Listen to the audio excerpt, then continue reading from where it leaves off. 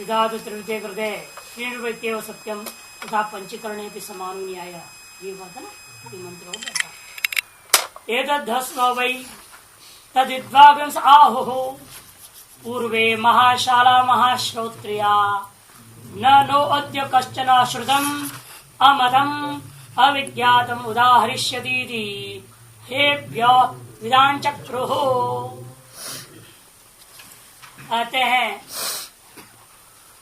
एतद्दस्म वै तद्विद्वागंस आहुः। पूर्वे पहले भी न हमने हमारे कुल में जो महाशाला महान जो है बड़े बड़े विद्यालयों को चलाने वाले गुरुजन जो हुए, जिनके बहुत सारे शिष्य होते थे, इसलिए बहुत बड़े बड़े मकान कमरे वगैरह थे विद्यार्थियों के लिए, उनको महाशाला कहते हैं। ऐसे गुरुजन महाश्रोत्रिय और महान श्रोत्रिय विद्वानों ने ऐसे ही कहा है कि भाई क्या हमारे कुल में कोई भी ऐसा व्यक्ति पैदा ही नहीं होता था जो कि अश्रुत हो, अमत हो, अविज्ञात। अश्रुत मैंने ऐसा इस तत्व को जानने वाले सभी थे, इसका मतलब उनकी इस तत्व को जानने के बाद ही है ना अश्रुतम श्रुतम भवती, अमतम मतम भवती, अविज्ञातम अविज्ञातम। इसलिए अपने कुल में इस तत्व को न जानने वाला कोई पैदा ही नहीं होता। ऐसे कौन कहता है? पूर्वे महाशाला महाश्रोत्रिया विद्वांस आहु इति येभ्यो विधान चक्रु।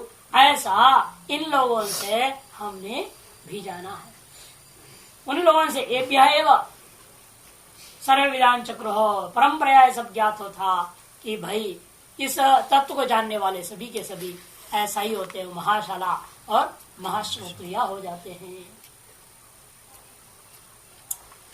एतद् विद्वांसो विदितवन्तः पूर्वे।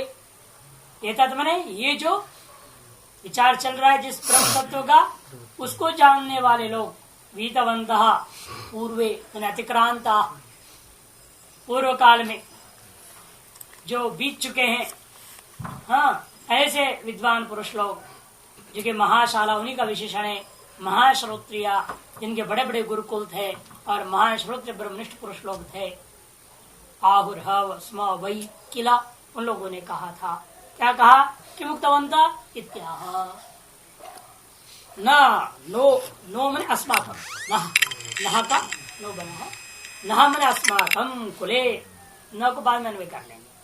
हम लोगों के कुल में अद्य इदानीम यथोक्त विज्ञानवताम, इस समय भी यथोक्त विज्ञान वाला कश्चन कश्चिदपि अश्रुतम अमतम अविज्ञातम न उदाहरिष्यति।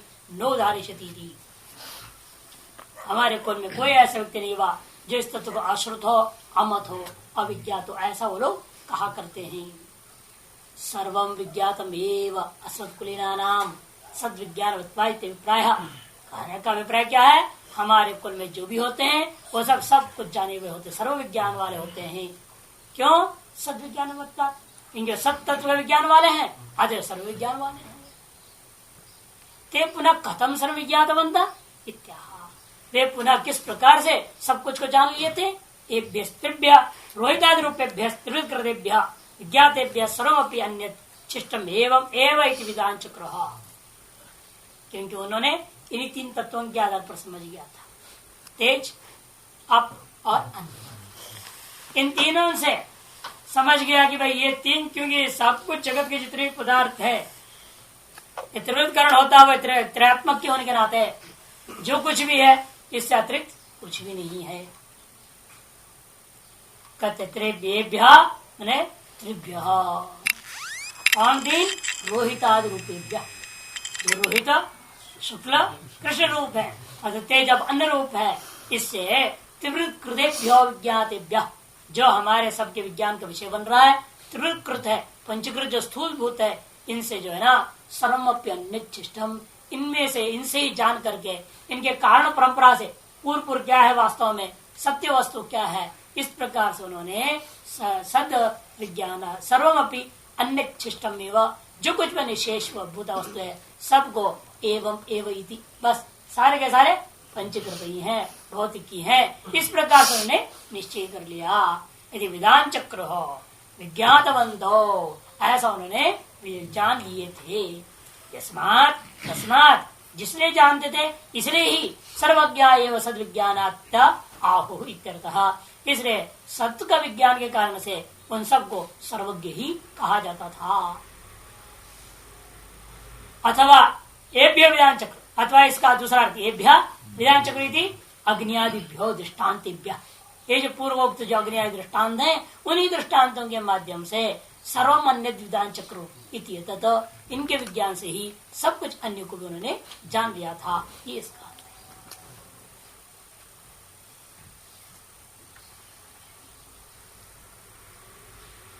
है। यदु रोहितम इव अभूत, उन्होंने कैसे जाना था इन्हीं तीन तत्वों से, वो इसको समझा रहे हैं। ये तो रोहितम इव अभूत तेजस्तरूपम तद विधान चक्र, यदु शुक्ल विवाभूत इत्यपागं रूपम तद विधान चक्र, यदु कृष्ण विवाभूत अन्न रूपम तद विधान चक्र हो। जिस किसी भी तत्व में ये तीन चीजों देखते हैं, इसमें जो कुछ रोहित रूप है वो समझते हैं तो तेज का ही स्वरूप है, जो कुछ इसमें जो शुक्ल रूप है वह जल का ही स्वरूप है, जो कुछ इसमें कृष्ण रूप है वह अन्न का स्वरूप है। ऐसा ही वे लोग जान लेते थे। ऐसा हर तत्व को उन्होंने समझ गया, अरे ये सब घटपट मठ हम लोग व्यवहार के लिए शब्द बोल रहे हैं, इन वास्तव सब नाम ध्येय मात्र ही है, तत्व तो वास्तव इन सबका वास्तविक स्वरूप क्या है, तेज अब अन्न रूप ही है, इससे भिन्न कुछ भी नहीं। ऐसा उन्होंने विवेचन कर लिया। फिर वो तेज अब अन्न का वास्तविक स्वरूप क्या है उसका भी चिंतन किए। जैसे सकल जो है पदार्थों का वास्तविक स्वरूप तेज अब अन्न रूप है, तो तेज अब अन्न का भी वास्तविक स्वरूप क्या है उसको पूर्व में हमने कल बताया था ना, हमने सारा कि तत्शुंग उस कारण, शुंग ने कारण रूप में परिणाम करते जाओ, तब देखा अन्न का कारण जल, जल का कारण तेज, तेज का कारण वह सत्य ही है। इधर सत्य तक पहुंच करके वो सत्य को विवेचन करके उसका अनुभव कर लेते थे। कथम, उसके भी जवाब दे रहे हैं, कथम वेद, ऐसा उन्होंने जान लिया था। कथम विधान चक्र हो, पूर्व के साथ कर दो, कथम विधान चक्र हो। यद अन्य रूपेण संधीयमाने कपोतादि रूपे रोहित गृह्यमाण अभूत तेषां पूर्वेषां ब्रह्मविदां तत्तेजसो रूपम विधि विधान चक्र अन्य अग्नियादिभ्य सकाशात, अन्य में अग्नियादियों की अपेक्षा से अन्य रूपेण अन्य रूप से संधीयमाने संदेह होने लग जाता। जब कपोतादि रूप है, जैसे रोहितमिव कपोत आदि में विद्यमान जो रूप है उसको देखते थे, वहां विलक्षण लाल रंग का भी है, जो अग्नि का लाल रंग है उसे विलक्षण लाल रंग है या नहीं, संसार में एक से एक लाल रंग है, उसे अनेक फेड्स बनाते हैं, शेड्स बोलते हैं, मिलान करते जाओ, सफेद काला पीला मिलाओ तो अलग अलग अलग होते जाता है, हजारों लाल रंग बन जाएंगे, और सारे लाल प्रकार के रंग अग्नि में तो दिखेगा ही नहीं। इसलिए अग्नि का दृष्टांत आपने दिया, उस अग्नि में जिस प्रकार के लाल सफेद और काला दिखता है उसी हिसाब से ढूंढता हर जगह, तो हर जगह मिलेगा ही। वहां तो कुछ और लाल है, कहीं और सफेद है, कहीं नीला भी है, कहीं पीला भी है, कहीं हरा भी है, ऐसा लाल सफेद काला ही कहाँ है? तीन तो है नहीं। सप्तरूप मानते हो या नहीं? सप्तरूप माना गया है, तो सप्तरूप जब मानते हैं तो फिर तीन ही के रूपों के सबका ग्रहण कैसे हो जाएगा? आदि को संशय आ जाएगा। इसका मतलब उन तीनों से ही अलग किसी कारण से बना हुआ होगा, इसलिए हरा रंग है, नीला रंग है, इसका तीन तेज बन का कार्य नहीं है। यदि तेज बन का कार्य होता शुक्ल कृष्ण या रक्त ही होता, ये नीला रंग है, ब्लू है, इसका मतलब किसी और का कार्य है, ऐसा संशय हो सकता है। संधीयमान है, कपोतादि रूप है, कपोतादि रूप में संशय होने पर तब कहते नहीं रोहित इव यद्गृह्यमाणम, उसमें भी लाल के समान जो कुछ भी अंश है। आप जो भी रंग देखेंगे उस रंग का विश्लेषण करेंगे, उस रंग का अंत में क्या मिलेगा? सफेद काला या लाल ही मिलेगा। इन्हीं का मिश्रण से सब बनते, सफेद काला या लाल। काला है वो काला में क्या कर देना, थोड़ा आप पीला मिला दीजिए और थोड़ा आप मिला दीजिए लाल भी, तो क्या हो जाता? नीला हो जाएगा। इधर से मिश्रण करके सब अन्य रंग बने हुए है तीन ही, मुख्य रूपेण तीन ही होता है। उनके मिश्रण के आधार पर आप अनेकों रंग बना लेते हैं। और पेंट के दुकान में चले जाओ तो पता लग जाएगा है, वो चार्ट रख देंगे सामने सैकड़ों कलर की, फिर आपकी सब तरफ कहाँ चला गया, सैकड़ों दिख रहा है। आप ये कहेंगे सैकड़ों जो दिख रहा है ये 7 में अंतर्भाव होता है, और 7 में 3 में अंतर्भाव, वह 3 में अंत में 1 में। इसलिए कहते हैं कपोत आदि रूप, कहीं राख रंग का दिखता है ना, आकाशी रंग का होता है, कहीं कुछ होता है, तो सभी वास्तव में वहां पर विरोहित गृहमाणम अभूत तेषाम पूर्वेशम ब्रह्मविदाम, वे सब जब हमारे जो ब्रह्मविद्ता जो पूर्वज हुए हैं वो क्या समझते उसको, जो रोहित के समान भी है, आसपास के रंग के भी हो, थोड़ा गहरा हो या थोड़ा हल्का हो, चाहे जैसा भी हो, उन सबको समझते थे तत् तेज स्वरूप विधान चक्र हो, और समझते तेज का स्वरूप है। तथा यह शुक्लम इव भूत, जो शुक्ल के सदृश भी हो जाए तो भी गृह पाम रूपम, उसको जल का स्वरूप मानते हैं। कृष्णम इव गृह्यमाणम तद अन्नस्य, तो कृष्ण के समान ग्रहण होता है, इसलिए मंत्र में इव जोड़ दिया। ये लाल ही मिले कोई जरूरी नहीं, लाल के सदृश उसके आसपास के अन्य रंग स्वमिश्रित अनेकों रंग भी सारा चीज ग्रहण हो जाएगा। तद अन्नस्य विधान चक्रो एवं एव अत्यंत दुर्लक्ष्यम यदु अपि अविज्ञातमिव विशेष अगृह्यमाणम अभूत तदपि एतासाम एव तिसृणाम देवतानां समास समुदाय इति विधान चक्रुः। इसलिए कहते हैं अगले मंत्र भी साथ में लेनी पड़ेगी, ये यहाँ तक हो गया इसका अर्थ। कृष्ण अग्रमाणम तद अन्य सीधी विधान चक्रुः एवमेव इत्यादि के लिए अगला मंत्र यद विज्ञातमिव अभूत एतासामेव देवतानां समास इति तद विधान चक्रुः यथा अनु खलु स्वमिमास्ति स्रो देवता पुरुषं प्राप्य त्रिवृदेकैका भवति तन्मे विजानीहि। यद विज्ञातम इव अभूत, जो जैसा जाना गया हुआ जैसे प्रतीत होने लगता है, वह समझो एतासामेव देवतानां, इन्हीं जो तेज अनुरूपी देवताओं का समुदित रूप है, वो समास में समुदित रूप है, त्रिवृत कर्ण किया हुआ रूप है, समझो। इति तद विधान चक्रुः, ऐसा वे लोग जो तद में तेषाम विधान चक्रुः, तेषाम ने ब्रह्म विधान पूर्वज जो आचार्य हुए वो सब ऐसा जानते थे। यथा अनु खलु सौम्य, हे सौम्य यथा अनु इमार तीसरा देवता, और इसके पश्चात अब जो है बाह्य दृष्टांतों से समझा दिया मैंने तुमको, अग्नि सूर्य चंद्र इत्यादि बाह्य दृष्टांतों को लेकर के मैं तुमको भले समझाया है, लेकिन अब तुम अपने भीतर देख लो, जो कुछ तुम खाते हो पीते हो ये भी सब क्या होता है, वो सब त्रिधा विभक्त हो जाता है, तेज बन रूप में विभक्त होकर सब कार्य संपन्न हो जाते हैं। यथा अनु मने पश्चात हे सौम्य इमातिश्वर देवता पुरुषम प्राप्य, तेज अपरन पुरुष को प्राप्त करके किस प्रकार त्रिवृत कर्ण को प्राप्त हो रही, एक भी इस बात को और समझो, मेरे से अच्छी तरह समझो। तन्मे विजानीहि, एक एक अलग अलग होते, खाया आपने त्रिवृत को और वो अंदर जाने के बाद वो अलग अलग हो गए, अपने अपने सूक्ष्म जो भी अपना कांड रूप को प्राप्त हो गए, और वो कांड प्राप्त फिर एक नया कार्य को पैदा, वो कैसा होता है ये तुम समझो। वापस लौटिए भाष्य में, एवं एवं अत्यंत दुर्लक्ष्यम यदि विज्ञातम इव, जो कुछ भी आपके लिए अत्यंत दुर्लक्ष्य मानते हो, यदु अपि अविज्ञातम इव, अविज्ञात के समान जो था, अब उसको विशेषतो अगृह्यमाण भूत, विशेष रूपेण यद अविज्ञातम, बोल में यद विज्ञातम है ना, यद अविज्ञातम पच्चेद, ऊ को यण हो गया वाह हो गया है, यद विज्ञातम हो गया, यद विज्ञातम यद अविज्ञातम इव। इसे जो कुछ भी अविज्ञात में विशेष रूपेण अगृह्यमाणम अभूत, विशेष रूपेण अगृह्यमाण महसूस होता है आपको, तो समझ लेना तदपि एतासमेव, वह भी इन्हीं तीन देवताओं का अर्थात तेज बन का ही समुदित रूप समास है, समुदाय उसी का त्रिवृत रूप है, सूक्ष्म है, इसलिए हमसे ग्रहण विशेष रूप भले ना हुआ। जिस प्रकार से विशेष रूप में गृह्यमाण है सारे पदार्थ, त्रिरूपा ही है, उसी प्रकार से अगृह्यमाण के समान भी जो कुछ भी आपको प्रतीत होता है संसार में, विशेषण जिनको आप ग्रहण नहीं कर पाते हो वो भी क्या है, त्रिविध रूप ही है, ऐसा समझो।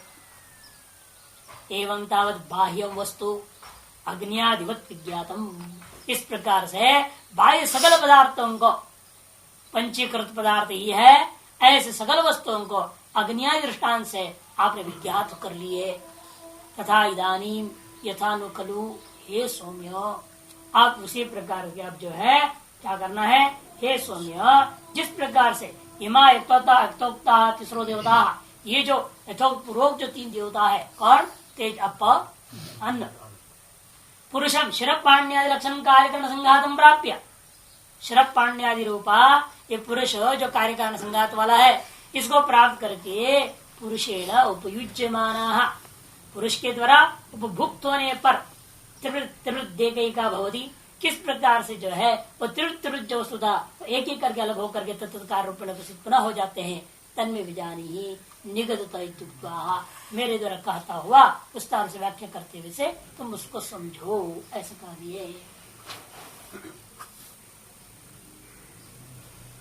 अन्नम वशितुम त्रेधा विधीयते तस्य यस्तविष्ठो धातुः तत्पुरीशं भवति, यो मध्यमस् तन्मागंसं, यो अनिष्ठस् तन्मनः। कहे जो कुछ भी आपके द्वारा खाया जाता है, अन्नम वशितम, वो त्रेधा विधीयते, वो तीन भागों में विभक्त हो जाता है। तस्य यस्तविष्ठो, उसकी जो स्थूल धातु रूप है, स्वरूप है, वो क्या हो जाता है, वह पुरीश हो जाता है, शौच में चला जाता है। जो मध्यम है वह मांस हो जाता है, यो मध्यम तन्मागंसम मांसम, यो अनिष्ट जो अत्यंत सूक्ष्म है वह मन हो जाता है। यही आकर के फंस जाएगा गाड़ी। भाग की दो बातों को छत तक समझ में आ जाता है। स्थूल जो है दिख रहा है, रोज शौच जाते हैं, इसलिए तो मालूम होता है हाँ भाई जो खाते हो शौच के रूप में स्थूल रूप चला गया, और हट्टे कट्टे हो रहे खा पी करके, इसे लगता है कि जरूर इसमें खाया पिया बच्ची से ही मांस वगैरह बन रहा है। जो नहीं खाते तो क्या होता है, दुबले पतले हो जाते हैं। घी दूध वगैरह 2 महीने छोड़ दो, पता लग जाएगा, सब मांस गल जाएंगे। इसका मतलब क्या, इसका इस सूक्ष्म रूप कुछ है जो कि निकलता नहीं, किंतु अंदर ही मांस रूप धारण कर रहा है। इतनी बात समझ में आ जाती है। अन्न से मन भी बन जाता है, ये तो नहीं समझ में आ सकता, ये कैसे हो सकता है। इसलिए बार बार कहेगा और हमें बोलते रहो और हमें बोलते रहो, यही से शुरू हो जाता है। अनेक दृष्टांत देकर अनेक प्रकार से समझाना पड़ता है। अन्नम वशितम भुक्तम त्रेधा विद्यते, अन्नम अशितम ने भुक्तम, खाया हुआ जो अन्न है वो त्रेधा जाठरेण अग्निना पच्यमान त्रेधा विभज्यते, जाठर अग्नि के द्वारा पचाए जाने पर वो 3 भागों में विभक्त हो जाता है। खत्म। किस प्रकार होता है वो, कहते हैं तस्य अन्नस्य त्रिधा विद्यमानस्य यस्तविष्ट स्थूलतमो धातुः, वो सन जो 3 भाग से विभक्त किया जा रहा है उसमें एक होता है अत्यंत स्थूल रूप है, स्थूलतम धातु, स्थूलतमम वस्तु, धातु से पर वो सब धातुओं में से नहीं लेना, स्थूलतम जो वस्तु है। विभक्त से स्थूल अंश, और स्पष्ट करते हुए विभक्त का ही स्थूल अंश क्या तत्पुरीशम भवती, वही पुरीश हो जाता है। यो मध्यम अंश धातुरन्नस्य, स्पष्ट है, उसलिए वहां पर धातु का 2 बार व्याख्या करने की जरूरत नहीं। जो मध्यम वस्तु है, जो विभक्त का मध्यम अंश है, वो क्या है, तद रसायनिक क्रमेण परिणम्य मांसम भवती, और रसायनिक क्रम से परिणाम को प्राप्त होता हुआ अंत में मांस रूप में स्थित हो जाता है। यो अनिष्ठो अणुतमो धातु मन वस्तु, जो सूक्ष्म अंश है, अत्यंत सूक्ष्म अंश है, स ऊर्ध्वम हृदय प्राप्य, वो क्या होता है, वो ऊर्ध्व की ओर चलता है और हृदय देश को प्राप्त करता है।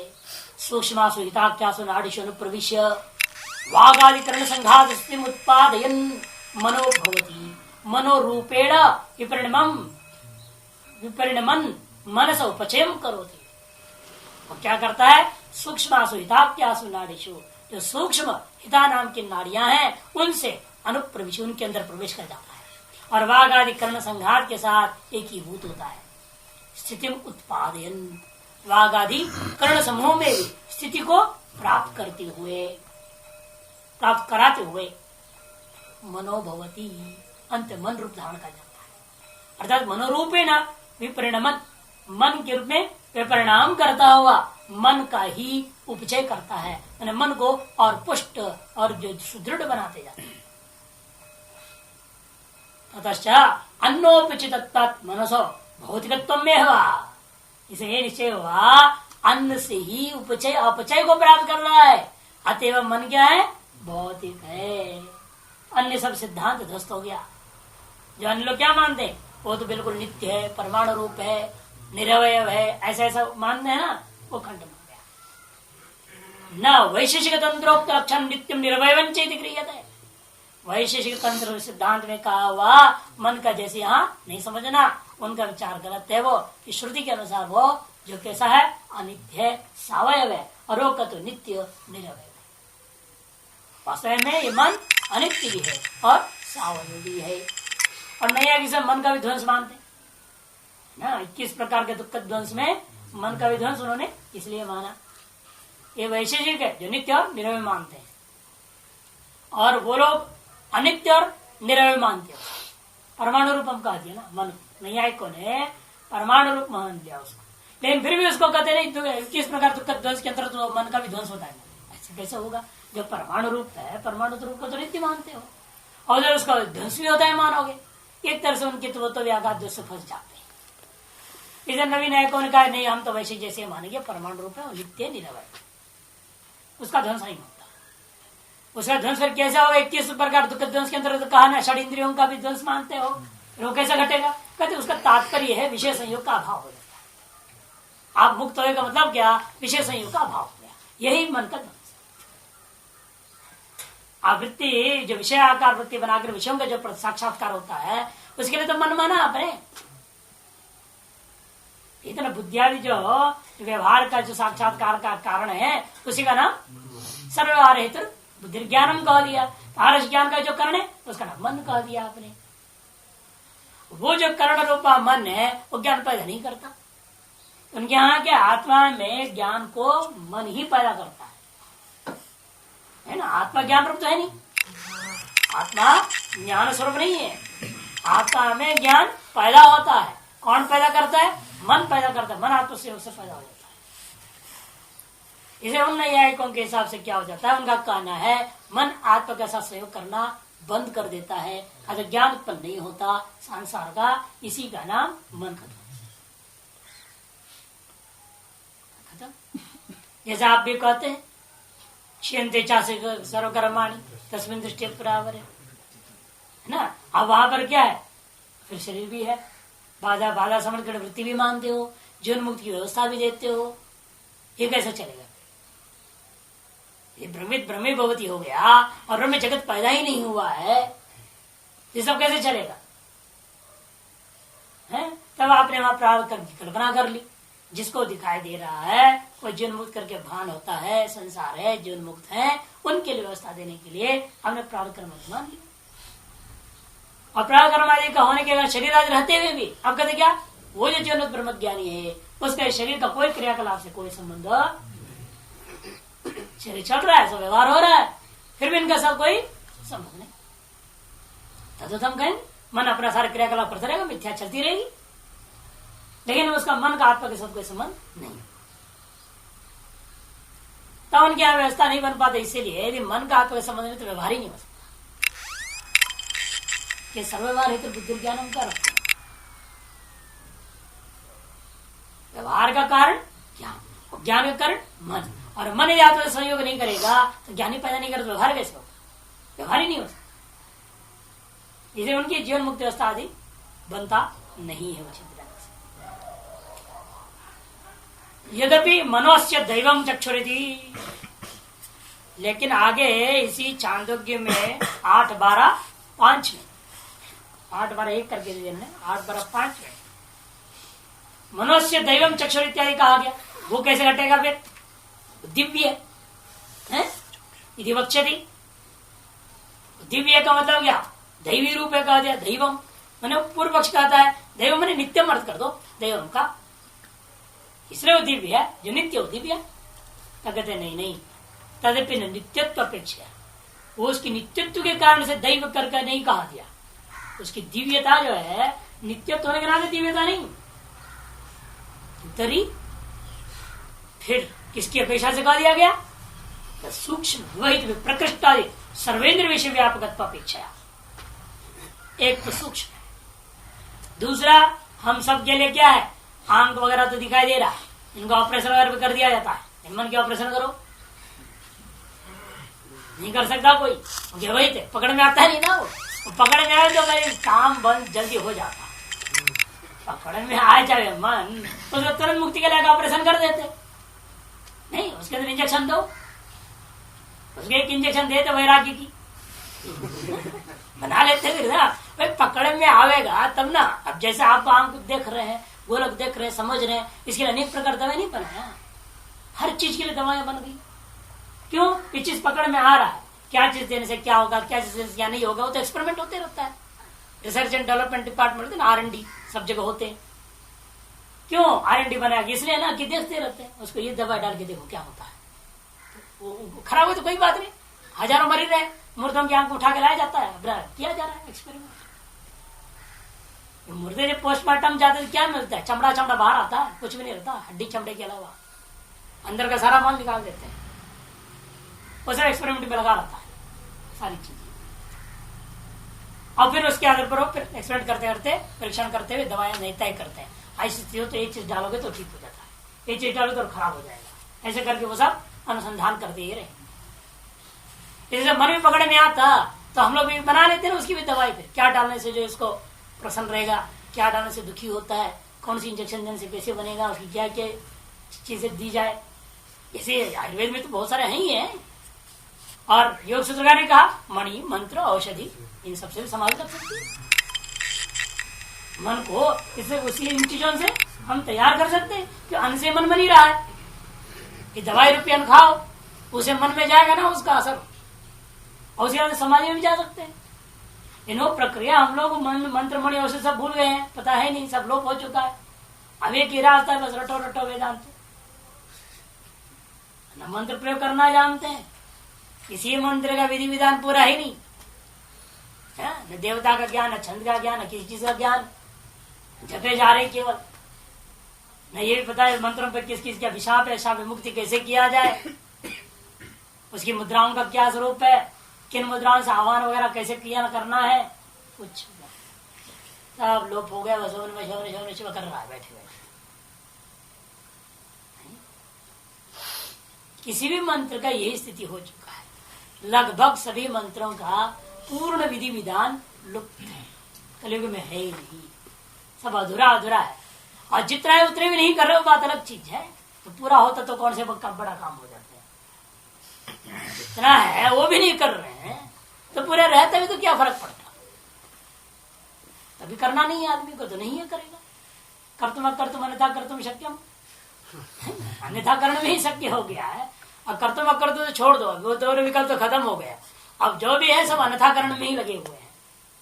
आप कुछ कीजिए तो उसको उल्टा दूसरा करके सोचते हैं, 24 घंटा काम है, इसको कैसे खराब करना, इसका नाश कैसे करना। ऐसे ऐसे नौजवान लड़के हैं, यहाँ पर कंप्यूटर लगा दे, उसका नाश कैसे करना है, ऐसे ऐसे वायरस पैदा करो जिससे वो सत्यानाश हो जाए। लगे हुए 24 घंटा इसी नाश के प्रति बुद्धि लगी हुई, अन्यथा करण में ही लोग लगे हुए। इतने सारे संप्रदाय क्या है, सब तो सनातन धर्म के अन्यथाकरण करने में तो लगे हुए हैं। सब संप्रदाय कर क्या है, वैदिक सनातन धर्म का अन्यथाकरण कर, उसकी खूब बढ़िया ढंग से चटनी बना रखे हैं। और वो चटनी में भी कोई इधर थोड़ा खींच ले, उधर खींच ले, उसने किसी लहसुन डाल दी, किसी ने प्याज डाल दी, किसी ने कुछ डाल दिया, खतर पतर कर दिया, उस रास्ते स्वाद भी नष्ट हो, वो चटनी का भी स्वाद नहीं रह गया, ये हालत कर। इसलिए इनका कहना है देखो कि वो जो वैशेषिक आदि लोग मानते हैं नित्यम निरंचित, वो हम नहीं कर, क्यों? ये सूक्ष्म, ये व्यवहित, विप्रकृष्टानि सर्वेंद्र विषय व्यापकत्वा और विप्रकृष्ट है। व्यवहित क्यों? व्यवहित होने से विप्रकृष्ट भी हो गया, क्योंकि व्यवहित है। अन्य व्यवहित होने क्या होता है ना, दीवार के उस तरफ है तो वो भी व्यवहित है, लेकिन विप्रकृष्ट तो नहीं है ना। सन्निकृष्ट होता हो व्यवहित तो हो सकता है, इसलिए व्यवहित और विप्रकृष्ट दो अलग अलग शब्द प्रयोग कर दिया भाषाकार ने। सूक्ष्म है, व्यवहित है, विप्रकृष्ट आदि अनेक हेतु, इतना ही नहीं सर्वेंद्र विषय व्यापकत्व भी है, उसी के कारण स्वद्धि भी कह दिया। अन्य इंद्रियां जो है अपने अपने विषय मात्र व्याप्त कर लेते हैं, इन मन ऐसा है सर्वेंद्र विषयों को व्याप्त कर लेता है, अतएव मन को कह दिए दिव्य है, ये शब्द करना। यच्च अन्य इंद्रिय विषयापेक्षा नित्यत्वम तदपि आपेक्षिकम एवं, और अन्य इंद्रियों की अपेक्षा से नित्यत्व जो मन में व्यवहार भी कर लोगे ना, वो भी आपेक्षिक ही होगा। तदपि आपेक्षिक में, क्योंकि जागृत मात्र में मन रहता है, इंद्रिया रहते हैं, लेकिन मन का है जागृत में भी है, स्वप्न में भी है। इसलिए अन्य समस्त इंद्रियों की अपेक्षा से मन को आपने कहते नित्य, जब सारी इंद्रियां नहीं रहते हैं तभी मन अकेला बैठा हुआ रहता है, अपना काम करते रहता है। इसका मतलब है मन अन्य इंद्रियों की अपेक्षा से नित्य है। इसलिए जो वहां अन्य इंद्रियों की अपेक्षा से जो नित्यत्व कहा जा रहा है वह भी आपेक्षिक ही है, इति वक्ष्यामः। इस बात को आगे जाकर के हम विस्तार करने वाले हैं। 5-10-6 में आगे करें।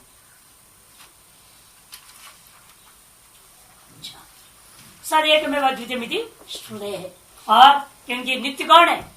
सत एक में तत्व ही नित्य है, बाकी सकल तत्व अनित्य होता है वेदांत मत में। अतः मन को नित्य कहना भी आपेक्षिक मानना पड़ेगा, और वास्तविक नित्य पारमार्थिक नित्य तो उसके अंदर नहीं हो सकता। आप पीता स्त्रेधा विधीयन्ते तासां यस्त्विष्टो धातुः तन्मूत्रं भवति, यो मध्यमस् तल्लोहितम्, यो अनिष्टः स प्राणः। आप पीता त्रेधा विधीयन्ते, जो जल आप पी जाते हो वह भी 3 भाग में विभक्त होकर के शरीर के अंदर स्थित हो जाता है, कुछ बाहर निकाल दिया जाता है। तासाम यस्तविष्ट हो, उनमें जो स्थूलतम वस्तु है वो तत् मूत्रम भवति, मूत्र है, वो बाहर चला जाता है। यो मध्यम, जो मध्यम अंश है वो न स्थूल है न अत्यंत सूक्ष्म है, उस अंश को वही अंश क्या होता है? रसादि क्रमेण परिणाम को प्राप्त होता हुआ खून आदि बन जाता है। तल्लोहितम, यो अनिष्ठ, जो अत्यंत सूक्ष्म तत्व है वो क्या होगा? सब प्राण, और प्राण हो जाता है। इसलिए आदमी जब प्यासा हो जाता है तो बहुत उसके प्राण छटपटाने लगते। भूखा होना अलग है, प्यासा होना अलग चीज। भूख लगने पर प्राण नहीं छटपटाते, भूख लगने पर मन छटपटाता, मन व्याकुल हो जाता है। और जब प्यास लग जाए तो प्राणी छटपटाने, अब मर गए लगता है, हांफने लगता है आदमी, तो उसको पानी देनी पड़ेगी। ये दोनों का अपना अलग अलग है। पानी का मन के मैंने प्राण के साथ संबंध है, अन्न का मन के साथ। इसको और विस्तार करेंगे, समझाएंगे। वो भी शंका करके ऐसे हम नहीं मान सकते, कहेगा हम नहीं मानते, ऐसे कैसे हो जाएगा? और भी दृष्टांतों से समझाएंगे, अनुभव करा देंगे। बल्कि तेजो शीतम त्रेधा विद्यते तस्य हस्तविष्ठो धातुः तदस्थित भवति, यो मध्यमः स मज्जा, यो अनिष्टः स वाक्। और जब घी तेल मार पड़ा छकते हो, घी तेल जो बढ़िया खाते पीते हैं, ये सब इसे तेज पदार्थ, तेजस पदार्थ क्या है? घी है, तेल है, इस मक्खन है ना, मलाई है, ये सब तेजस पदार्थ। तेज व शीतम त्रेधा विद्यते, उसको भी आप 3 भाग विभक्त करके शरीर में व्यवस्थित हो जाता है। तस्य स्तविष्टो धातो, उस जो स्थूल पदार्थ है तद अस्थि, वह हड्डी हो जाता है। और जो मध्यम अंश है, न स्थूल न सूक्ष्म है, वह मज्जा बनता है।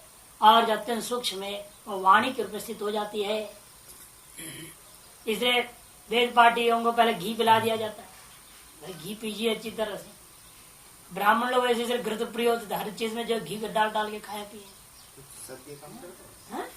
तुरंत ही अच्छा न हो जाता है। एक तो पहले से अभ्यास भी हो गया ना, ये नहीं कि आप पहला दिन कब पी लेंगे तुरंत हो जाए। उनको तो बचपन से अभ्यास करा दिया, घी पिला पिला पिला के वेद उच्चारण करा करा करके अभ्यास हो गया है। इससे आप उसको 100 ग्राम घी पिला दो, उसके बाद 1.5 से 6 घंटा तक बोलेगा। जितने कथाकार वगैरह क्यों बढ़िया बादाम का जो है घी डाल के हलवा खाते हैं, कारण नहीं थोड़ा सा खाते हैं, वो ज्यादा नहीं खाते। बादाम का घोट करके हलवा बना करके इतना सा खा लिया, बस 6 घंटे तक कोई दिक्कत नहीं, बैठे रहेंगे, न लघु शंका लगनी है। ज्यादा जितना चाहो जब खाओगे फिर उतना ज्यादा तो दिक्कत होगा, लघु शंका भी लगेगी, सोच भी लग जाएगा, बैठेगा कैसे। हिमाचल में हमने देखा कथा करने बड़ी विलक्षणता है। वहां पर कथा होती है एक टाइम, पूरे 5 घंटे 6 घंटे चलेगी, और एक टाइम मूल पाठ सवेरे करेंगे कोई, या उसको खुद ही करेगा कथा कार्य। सुबह 2-3 घंटा बैठ के मूल पाठ कर रहा है, 3 घंटे 4 घंटे, और शाम 1 बजे से लेकर 6 बजे 7 बजे तक कथा चल रहा है। गजब है। तो एक बार हमने भी किया वहां हिमाचल में भागवत कथा, उसमें हमने देखा सवेरे मूल पाठ एक दूसरे पंडित को ले गए थे, वो अपना करता था, उसे 1 बजे में बैठता था, 6 से 7 बजे पीछे कभी भी उठते थे। 5 घंटा मिनिमम बोलना ही है, 1 से 6 बजे। आप गए थे साथ में? नहीं गए थे ना? हाँ, 1 बजे से 6 बजे तक लगातार बोलना ही है। और कभी प्रसंग विश्राम जहाँ तक ले जाना है, कभी 6:30 भी हो जाए, 7 भी हो जाए, तो करते रहो। अब बताओ कैसे कंट्रोल करेंगे? सूक्ष्म आहार लेना पड़ता है, लेकिन सूक्ष्म ऐसा सूक्ष्म, लेकिन उसमें घी जरूर हो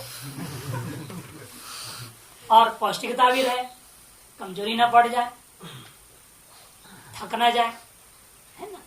इसे ऐसी चीज बना के खाते हैं लोग, तब जाके काम चलता है। हम तो नहीं खाते थे, बड़े फलार लेते, फल ही लेता था, दोपहर में कुछ नहीं लेता था, केवल फल खा के रहते दिन भर। चल एक टाइम भोजन रात्रि 8 बजे कथा के बाद, पर लोग बैठ जाए दर्शन करने आते, जब चले गए उसके बाद में भोजन होता 8 कभी 8:30। तो मैंने देखा उस समय की वाक्य में जो है, जो बात छांदोग्य सही कहा था, बिना घी का जो है वाणी नहीं चल सकता, वाणी चलेगी तो घी चाहिए। लेकिन उसकी आनंद ही अलग है। 5-6 घंटा लगातार लोग भी बैठे रहते हैं, ऐसी बात है लोग चले जाते नहीं, लोग भी ऐसे ही बैठे रहेंगे। 10 लोग शंकर, उनको तो भाई खाते पीते ना, दिन भर भी खाते रहते हैं, तो उठ के जाते रहते आते रहते हैं, वो बात अलग है। लेकिन जो है अन्यथा वो इधर उधर नहीं हो, बैठे रहते। वाक्य तथा आप पिता त्रेधा विद्यन्ते आसाम यस्तु विष्णु धातो तन मूत्रम भवती। उससे जो स्थूलतम पदार्थ है वो क्या हो जाता है? मूत्र बनकर निकल जाता है। यो मध्यम, जो मध्यम भाग अंश है, वस्तु है, वो लोहितम भवती, वो खून आदि बन जाते हैं रसादि परिणाम द्वारा। तो वही ग्रहण कर रसादि परिणमन जो पूर्व में कहा है, उस रसादि रूप में परिणाम को प्राप्त होते हुए अंत तो वो खून आदि बन जाता है। यो अनिष्ठ जो सूक्ष्म स्वरूप है, सब प्राणो भवती, वह प्राण बन जाता है। वक्षति आपोमय प्राणो न पिबतो इच्छेति। और आगे बात कहेंगे भी, जब उसको अनुभव कराएंगे, अन्न से मन बनता है, तो उसको कहेंगे, तो ये मानेगा नहीं ना, फिर एक काम करो, ये पुरुष का 16 कलाएं, स्थूल दृष्टिया भी, इसे तुम 15 दिन भोजन मत खाओ, अन्न को छोड़ दो, लेकिन जल जरूर पीते रहना। ये क्यों कह रहे हैं?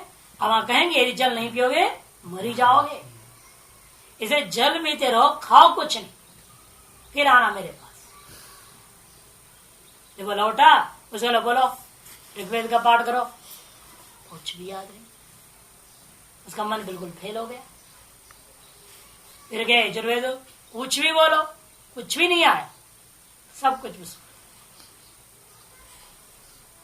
मन का सामर्थ्य क्षीण हो गया। आप जाओ फिर खाओ पियो, आओ 15 दिन बाद खाया पिया बंद, जो पूछा सब बड़ा मन इस वक्त पुनः उपचय को, अपचय को जो प्राप्त हुआ था उपचय को प्राप्त होगा। तब वो मान लिया, हाँ भाई मन अन्न से बनता है और बिना जल का प्राण भी नहीं हो सकता, ये उसने अपने अनुभव से जान लेता है। इसे कहते वक्ष। आगे कहेंगे इस बात को कि आपोमय प्राण है और न पिबतो विच्छेद, यदि पानी नहीं पियोगे तो मरी जाओगे, ऐसा कहेंगे। तथा तेजोशितम तैल घृतादि भक्षितम, तैल घृतादि जो भक्षित है वो क्या होता है? त्रेधा विद्यते, वही 3 भाग विभक्त हो जाता है। तस्य स्थविष्टो धातु तद अस्थि होती, उसके जो स्थूल पदार्थ है वो हड्डियां बन जाते हैं। यो मध्यम स मज्जा, जो मध्यम भाग है वो मज्जा बनता है। जो अस्त्यंतर्गत स्नेह, जो हड्डियों के भीतर में जो चिकना पदार्थ है उसका नाम मज्जा। यो अनिष्ट सवा, अर्थात घी आदि पदार्थ ऐसी चीजें हैं जो बाहर नहीं जाते। जो घी तेल खाओगे वो भीतर ही बन जाता है सारा। आपने का अन्न का पुरुष बन के बाहर जाता है, जल का मूत्र बन के कुछ अंश स्थूल पदार्थ बाहर जाता है। लेकिन तैल आदि का ऐसा चीज है, इसका स्थूल मध्यम अनिष्ट कोई पदार्थ बाहर नहीं जाता नष्ट होकर के, वो सब भीतर ही रह गया। एक हो गया हड्डी, दूसरा हो गया मध्यम अंश जो होता है मज्जा, और इनका क्षय होता एक अलग चीज है। नित्य तो कोई पदार्थ है नहीं, वो क्षय होते जाते हैं। हड्डी भी क्षीण हो जाएगी, मज्जा क्षय हो जाएगा, वाणी क्षीण हो जाएगी। जितना अधिक प्रयोग करोगे उतना ही क्षीण होती जाएगी। प्रयोग के आधार पर है ना। हड्डियां भी घिस जाते हैं, नहीं, हड्डियां घिस जाते हैं, हड्डियां मोटे ज्यादा सूज जाता है तो जाम हो जाता है। अनेक चीजें आपको देखने को मिलता है व्यवहार में। तो इसी के आधार पर तीनों के तीनों तत्व इसका तेजस पदार्थों का शरीर के अंदर ही रह गया और कालक्रमण क्षय को प्राप्त होते हैं।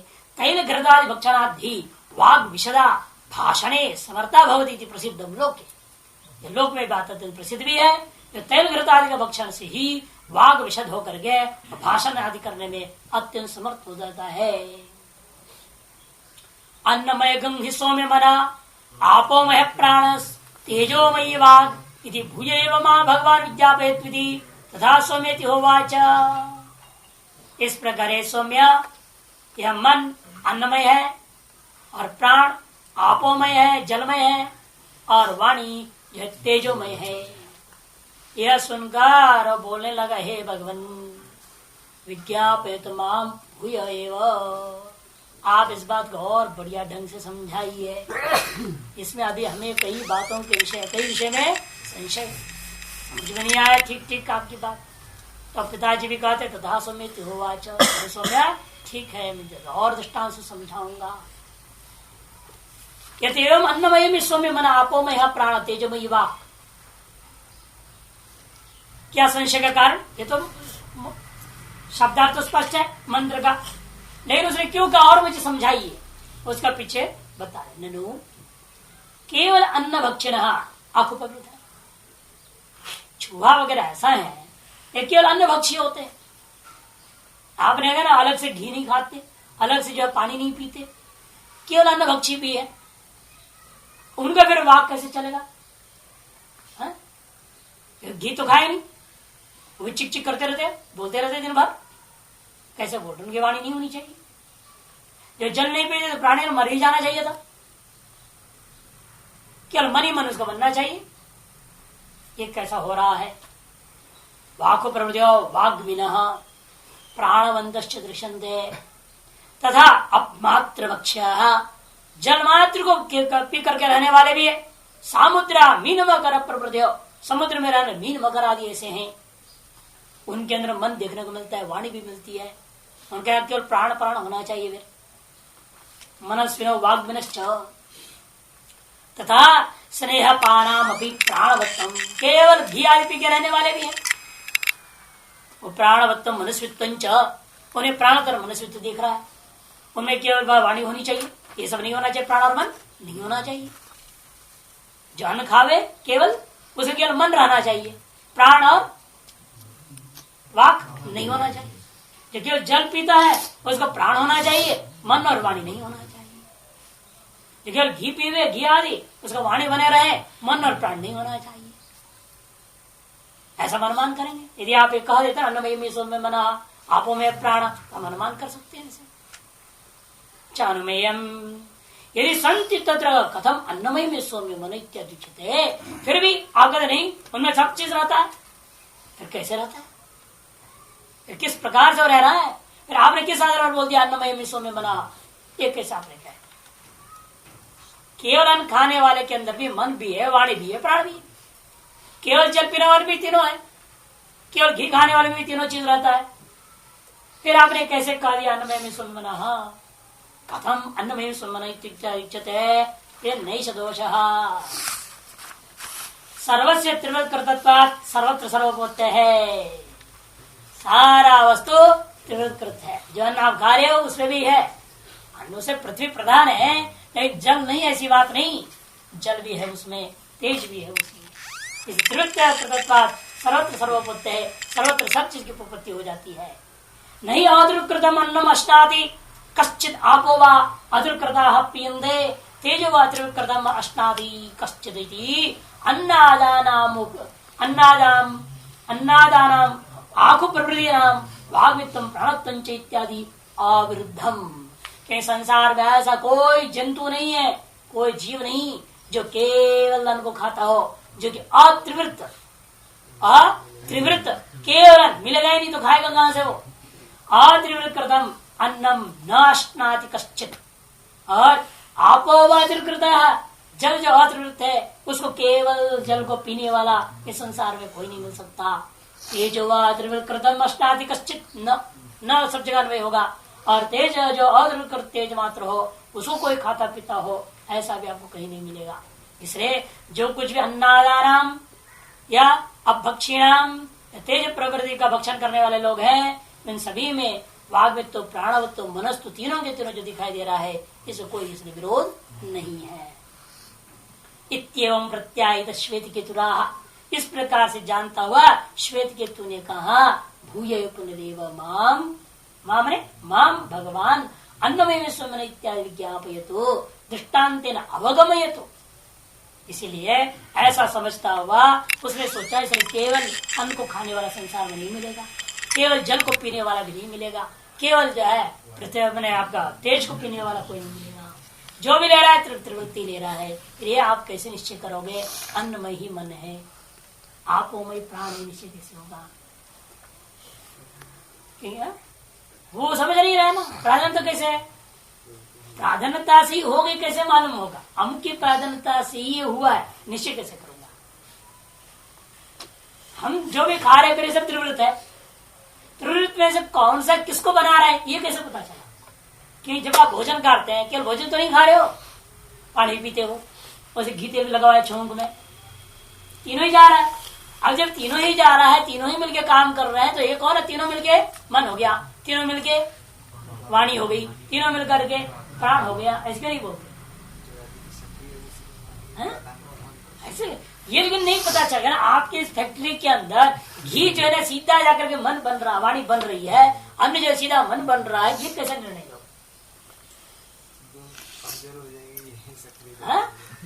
ये तो नहीं तय हो पाएगा अन्वय व्यतिरेक से। किसी किसी जन्म से इतना वाणी है, हमने तो घी छोड़ के कितने महीने हो गए, साल हो गए भाई, कई साल हो गए घी नहीं खाते पीते। बीच थोड़ा बहुत डालने लगे तो पकड़ लिए और डांटने का बंद। ठीक है भाई बंद, दोबारा बंद कर दिया। अब तो दाल भी बंद करा दिया, सब बंद करा दिया। न कोई बात है, फिर भी वाणी कोई कम है, बिना बिजली का पूरा हल्ला कर देता है हॉल में। तो इसीलिए ये तो हम निर्णय नहीं ले सकते। ये पूर्व पक्ष इसका ठीक है, श्वेत केतु कह रहा है मेरे को ये समझ में नहीं आ रहा है ठीक ठीक से, इसी तब से यही चीज बना। ये जो आप दृढ़ निश्चय पूर्वक जो कह रहे हो ये हमें पकड़ में नहीं आ रहा है।